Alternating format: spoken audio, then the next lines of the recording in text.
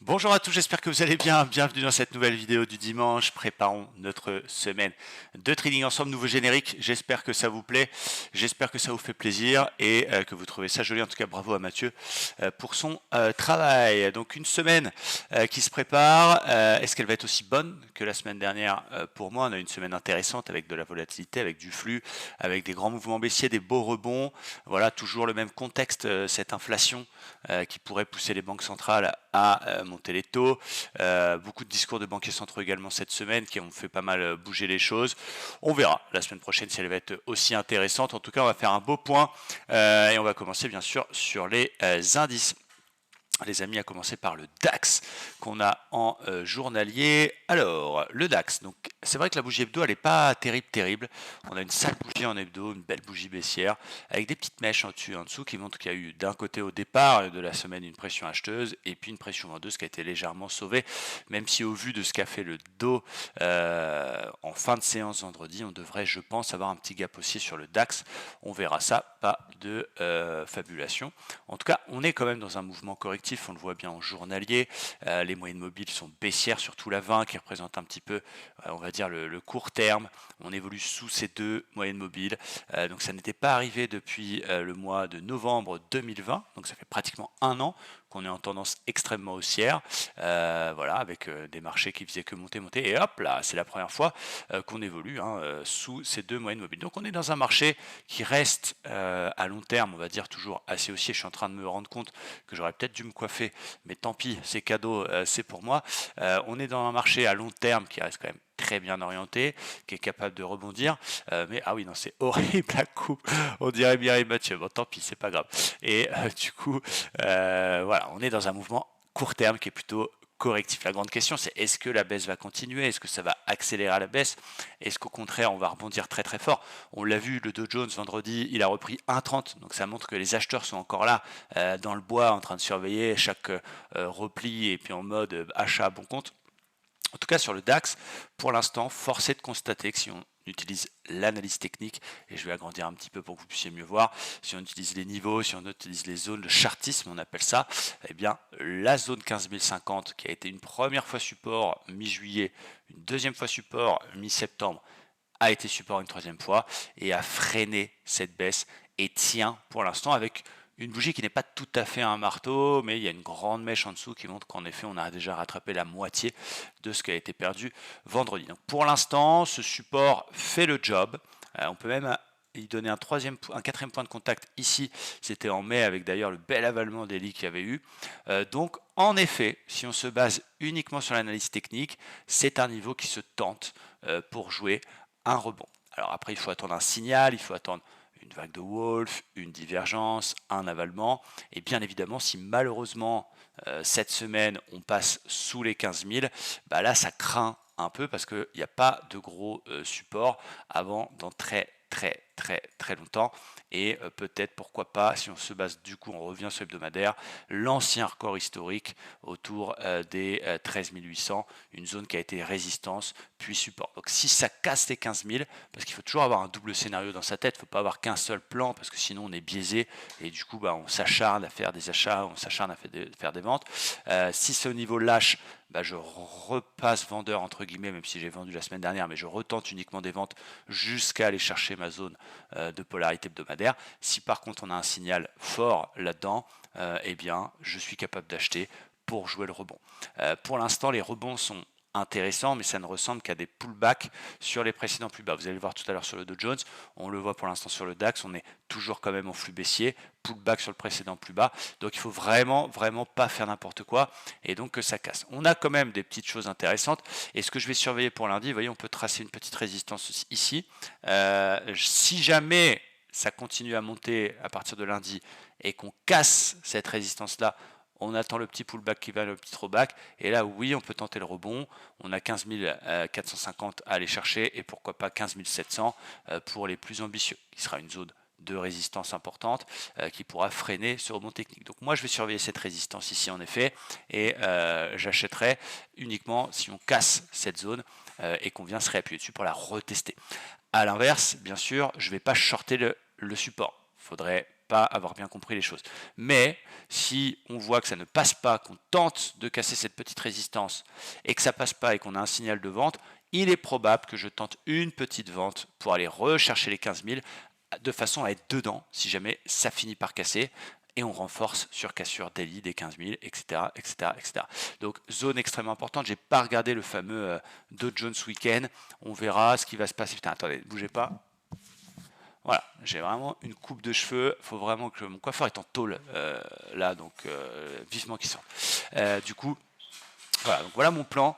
Plutôt un achat, mais à condition de casser la résistance oblique avec un petit throwback qui nous permet de prouver la solidité de la cassure, un retest, et une vente si jamais ça échoue, on ne passe pas et que c'est qu'un pullback pour aller rechercher la zone de support. Ça sera un petit peu, on va dire, sport. Les plus prudents qui cherchent des ventes, eh bien, pourront éventuellement attendre qu'on casse les plus bas de vendredi. Donc attention. Effectivement, marché américain, on va le voir sur le Dow Jones, qui a fortement rebondi puisqu'il avait perdu une première vague, on va revoir ces graphiques, j'en ai les après, mais il a perdu 1000 points, il les a déjà quasiment rattrapés vendredi, donc solidité absolue encore du côté du Dow, mais là, comme le DAX, dans le même style, on était en phase de hausse marquée depuis novembre, hein, même si ça compte quasiment pas, vous voyez, ma petit indicateur de flux nous montre qu'il y a eu un petit passage en baisse, mais réellement, on va vraiment écarter ça, on est haussier depuis les plus bas du Covid. C'est la première fois qu'on fait autant de séances sous ces deux moyennes mobiles. Donc oui, ça sauve des supports là aussi. Oui, en effet, on a envie de se dire ça y est, je rachète. Et c'est vrai que les gens qui n'ont connu la bourse que depuis un an, parce qu'il y a avec le Covid, avec les opportunités que ça a offert, et les confinements, et les machins, il y a eu un paquet de nouveaux qui se sont mis au trading, vous n'avez connu que des marchés haussiers. Donc vous n'avez connu que des marchés où il suffisait d'appuyer sur achat, d'acheter les replis, et tout ça, ça marchait. Attention quand même à ce que ce ne soit pas juste un rebond technique tout simple, et qu'on ne rentre pas dans une phase plus compliquée. Là pour l'instant, pas de biais baissier, on voit que les supports tiennent, la zone ici des 33 800 fait le job. Bon, ça a déjà repris 1000 points, bien évidemment, il faut faire gaffe, il ne faut pas non plus rentrer après la bataille, et il ne faut pas acheter n'importe où si vous voulez jouer le rebond, pardon, parce que à l'image du DAX, ça peut être qu'un pullback un petit peu exagéré sur le précédent plus bas. Donc là aussi, je vais attendre que ça casse très franchement cette petite résistance qu'on peut tracer. On est pile poil sur les moyennes mobiles 50, donc c'est pas le bon timing pour payer maintenant, décidément, excusez-moi. On va attendre que ça sorte de ce bazar, éventuellement un petit repli pour essayer d'aller payer et de continuer ce rebond technique au moins jusqu'aux 34 950, 35 000. Et à l'inverse, exactement le même plan que sur le DAX. Là, on voit que ça n'est pas passé si on ajuste cette résistance en 1 heure.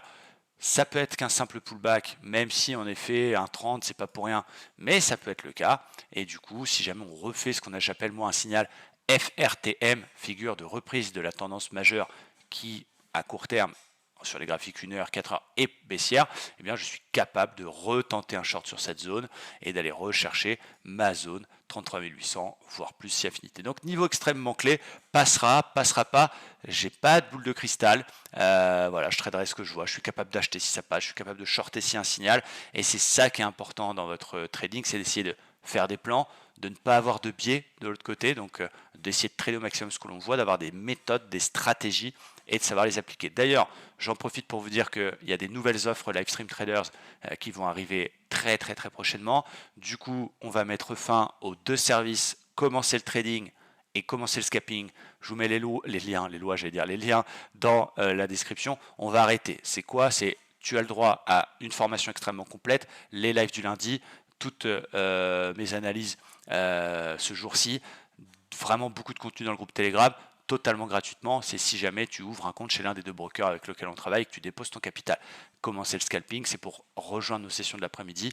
On travaille avec XTB là pour le coup. Tu ouvres un compte, tu déposes et tu as le droit à nos sessions de scalping gratuitement tous les après-midi. Ça va se terminer. Donc pour ceux qui ne sont pas encore avec nous, qui n'ont pas encore testé, c'est un bon moyen gagnant-gagnant de venir un peu goûter à ce que l'on peut faire sans forcément s'offrir quelque chose, puisque le capital que vous déposez chez le broker, il vous appartient, il est à vous. Donc je vous mets les liens, profitez-en. Je pense que je vais encore laisser ça une semaine, le temps que tout le monde, tous ceux qui veulent nous rejoindre en profitent.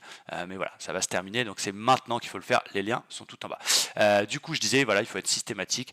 Il ne faut pas avoir peur de rentrer. Il ne faut pas quand même La gestion d'émotion, on en a parlé avec nos abonnés, est extrêmement importante, donc il faut quand même attendre les choses 5 étoiles. Là, pour l'instant, on n'est ni mâle ni femelle. Je répète, ça passe, je paye sur repli. Signal de reprise de la tendance majeure baissière, court terme, je vends.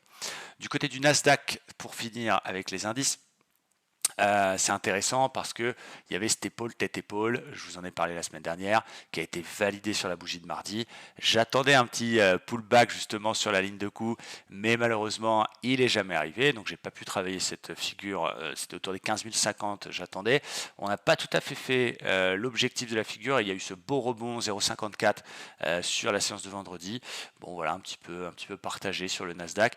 Là aussi, on a envie de tenter l'achat, mais on est encore extrêmement flux baissier. Je vais surveiller toujours ma ligne de coup parce que ça peut ouvrir en hausse lundi et venir travailler cette épaule tête-épaule parce qu'elle est quand même belle. Donc je vais surveiller toujours mon niveau 15 050 sur le Nasdaq et pour l'instant, je reste à l'écart. Donc du côté indice, des indices un peu partagés avec un joli rebond de fin de semaine, mais quand même une grosse pression vendeuse qui nous annonce un petit peu une suite un petit peu compliquée. On va enchaîner tout de suite avec le Forex, les amis. Et donc le FOFO, alors je mets gold dedans, hein, m'en voulez pas trop. Là j'ai un peu les boules quand même parce que j'ai fait un trade, vous voyez, on ne fait pas que des trades gagnants, on perd aussi et des fois on perd bêtement. J'ai fait un trade sur la vague de Wolf avec une entrée qui était exactement ici, un stop sous le précédent plus bas, je me suis fait stopper avant d'aller chercher l'objectif. Donc j'ai un peu les boules, les glandes, les crottes de nez qui pendent, c'est bien dommage parce que c'était quand même une super entrée, ça fait partie de la vie, ça fait partie du trading et ça ne m'a pas empêché de faire un excellent trimestre et un excellent mois de septembre. Là, le gold, il réagit bien sur son précédent plus bas, donc je pense que c'est des niveaux support qui prouvent leur solidité, et même si le dollar en mouvement est venu foutre un peu son bordel, ça reste des niveaux qui sont intéressants pour des achats. Attention, on est quand même pas mal encore en flux baissier, mais la bougie de jeudi confirmé vendredi nous montre, voilà, c'est des zones 1725, 1730, c'est des zones intéressantes qu'on peut essayer d'acheter pour déjà aller chercher le haut de range vers 1830, hein, et puis plus si affinité, si jamais on voit que ça continue de rebondir et qu'on casse cette zone là, et bien là on a la hauteur du range à reporter, ce qui nous a donné à peu près, voilà, le plus haut précédent. Donc là on a quelque chose d'assez sympa. Anticipons un peu sur cette bougie de jeudi pour avoir un super RR stop sous le range TP1 les 1830, TP2 les 1920, plein de petits oignons. Évidemment, il va falloir un peu de réussite pour que ça passe. Plus prudent, on attend que ça sorte du range, qu'on valide cette espèce de W et on va directement travailler la figure sur un pullback sur la résistance cassée en visant la hauteur. Un peu plus safe, entre guillemets, mais bien évidemment, comme dans la vie, moins de risques que tu prends, donc moins de potentiel de gain. Je préfère le premier un peu sport, donc la solution, ça peut être de prendre une demi-position et puis de la renforcer si jamais ça valide. Ensuite, côté Forex, nous, on n'a pas beaucoup de trades en cours. On a l'euro-dollar avec toujours ce double top, je vous en avais parlé. On était rentré sur la première cassure, on avait attendu le pullback, donc 1780 si mes souvenirs sont exacts, 1 1780, stop au-dessus des plus hauts, donc on n'est pas passé loin de notre invalidation, mais on a eu un peu de réussite. Désormais la figure elle est quand même bien partie, l'objectif est loin, l'objectif est ambitieux, c'est 1,12. Je vais laisser couler mon trade. Il y a d'autres paires que je surveille, je vais vous montrer. Il y a le GBP USD, super intéressant avec ce GBP qui est dans une zone de résistance. C'est bien de regarder les indices de devises GBP USD. Il a cassé son petit range. Vous vous rappelez, je vous avais dit attention de ne pas acheter le bas de range parce que le GBP est dans une résistance. Donc là, je suis assez content de voir que les indices de devises m'ont évité une perte et ça c'est cool. J'ai mis sous alerte le précédent plus bas. Pourquoi? Parce que même si le Forex peut faire des fausses cassures et que finalement ça peut aller sur un 42, c'est pas impossible. Donc il ne faudra pas attraper le pullback one shot, mais si on vient pullbacker et qu'en plus j'ai un petit signal sur une unité de temps un peu plus courte, type 1 heure avec une div baissière par exemple, eh bien je serai capable de tenter un short sur ce pullback sur GBP USD pour aller chercher quoi? Pour aller chercher la hauteur déjà du range qu'on reporte, ce qui doit nous donner à peu près ce que je vous ai fait, voilà, c'est à peu près 1,30, un peu moins, et puis laisser couler pour aller chercher le bas de range un peu plus ambitieux, le bas de range hebdo. Là, on est quand même passé sous la moyenne mobile 50 hebdo, etc., etc. Donc c'est quand même intéressant. Beau plan sur GBP USD. Après, ça peut réintégrer, évidemment, on n'est jamais sûr à 100%. AUD-CAD, on est sur une excellente zone de polarité, donc c'est une zone qui a été résistance et qui est devenue support, là en l'occurrence à 2 reprises. Donc voilà, pareil, soit on est un petit peu joueur et on tente la zone un peu one shot, soit on attend que ça valide l'espèce de W daily qu'on est en train de faire. Il y a 2 écoles. L'euro GBP, à l'image du GBP qui a bien rebondi, naturellement l'euro GBP s'est un peu cassé la gueule. C'est dommage parce qu'on était sorti de cette petite résistance. Clac, j'attendais le throwback dessus, mais vu qu'on a réintégré, pour l'instant je vais rester un petit peu à l'écart. NZD-CAD, je vais surveiller une zone polarité très intéressante ici. Résistance, support, support, support, et support à plusieurs reprises autour des 0,8650, donc il faudra un petit signal sympa pour que je me positionne. Et la dernière, c'est l'euro-yen. L'euro-yen, c'est l'un de mes plans préférés sur le Forex. Je vous donne vraiment tout dans cette vidéo. Il y a un énorme biseau hebdo. 1, 2, 3, 4, 5. Donc il est avéré, il est là. Et donc j'aimerais aller chercher le bas de la figure. Et du coup, je vais attendre la cassure des plus bas. Parce que peut-être que ça ne va pas casser. Là, on voit que ça a réagi sur la résistance oblique, mais mon signal, ça va être cassure des plus bas des 127,98, 128. Si on pète ça en daily, clôture daily, eh bien je short, stop au-dessus des plus hauts pour aller chercher les 118. Exceptionnel plan, là pour le coup, sur l'euro yen. On va passer tout de suite aux actions, les amis. Quelques actions que j'ai à vous présenter. Voilà, d'abord j'ai des actions en portefeuille, j'ai du Louisiana Pacific qui a très très bien rebondi avec cette épaule tête épaule inversée magnifique. J'ai toujours ma Tesla, tendance très haussière, on est venu trop baquer les précédents plus hauts mais ça casse pas. J'ai toujours mon Neoen, j'ai Société Générale également que j'ai payé. Pourquoi? C'est dans une approche long terme. Regardez-moi cette cassure. Ça vaut tout l'or du monde, c'est plus beau qu'un Picasso, c'est plus beau qu'un tableau de grand maître. Regardez, résistance oblique, magnifique, on casse une première fois, ça passe pas. Excusez-moi, j'ai mon écran qui veut s'éteindre. On finit par péter, on se réappuie, mais regardez, au point près, c'est juste fabuleux, magnifique. Donc j'ai pris ce pullback sur la résistance pour une approche long terme. Il y a beaucoup d'abonnés qui me disent oui Romain, on aimerait bien que tu nous construises un portefeuille à long terme. Et pour ça, il faut des opportunités. Et là, on en a une, Société Générale, avec un beau dividende et quelque chose qu'on va garder quelques années, je l'espère. Du côté des actions que je surveille, il y en a des très très belles. Il y a toujours la Uber. Uber qui a du gros potentiel. Alors, il y avait moyen de se positionner sur le repli sur la même 50, mais j'attendais le vrai throwback sur la résistance. Elle ne veut pas. Donc, si on casse les plus hauts, j'irai sur Uber. Voilà. Clac. Donc je vais surveiller ça. Bien évidemment, tout ça est conditionné par une reprise technique qui continue, qui se poursuit au niveau des indices, parce que si on voit que les indices repassent par le bas, on continue de baisser cette semaine, on ne va pas faire le plein d'actions, ce serait un peu débile. Donc il faut vraiment faire attention aussi aux indices. Je mets la petite parenthèse. Il y en a d'autres que j'aime beaucoup. Il y a Rolls-Royce.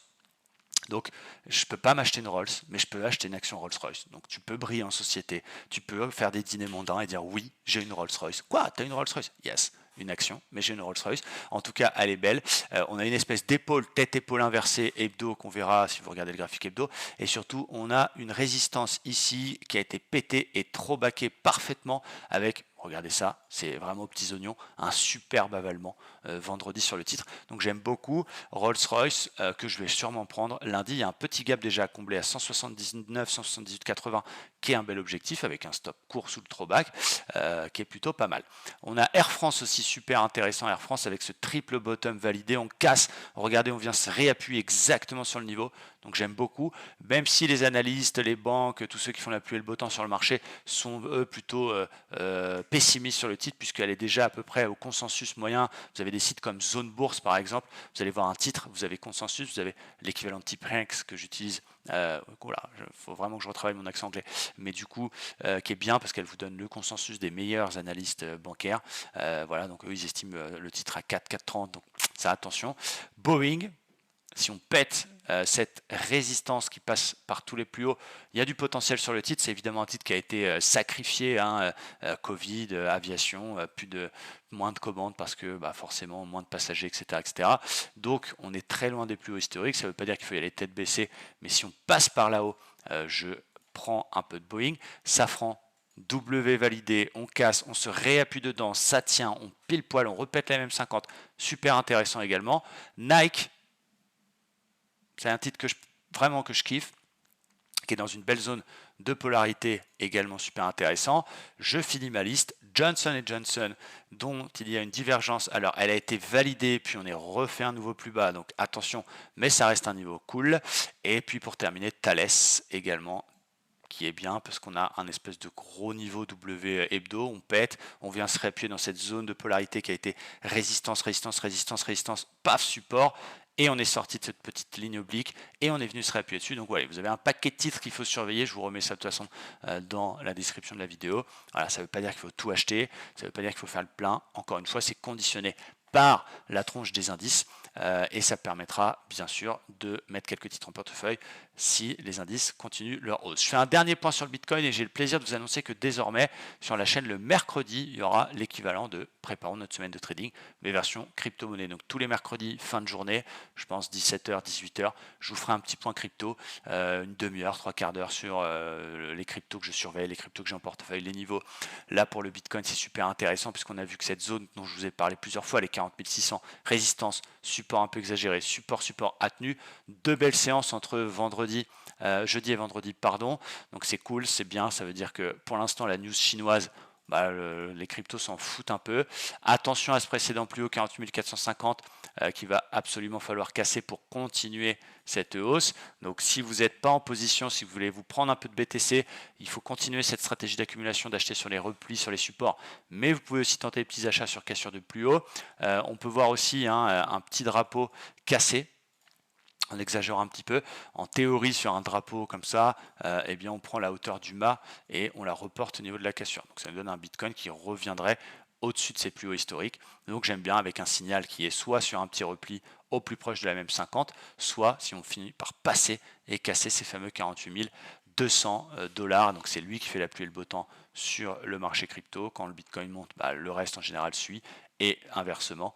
Donc voilà pour cette vidéo du dimanche. J'espère qu'elle vous a plu. 20 minutes, je pense que c'est la bonne durée. N'hésitez pas à me mettre un petit commentaire si vous avez des questions.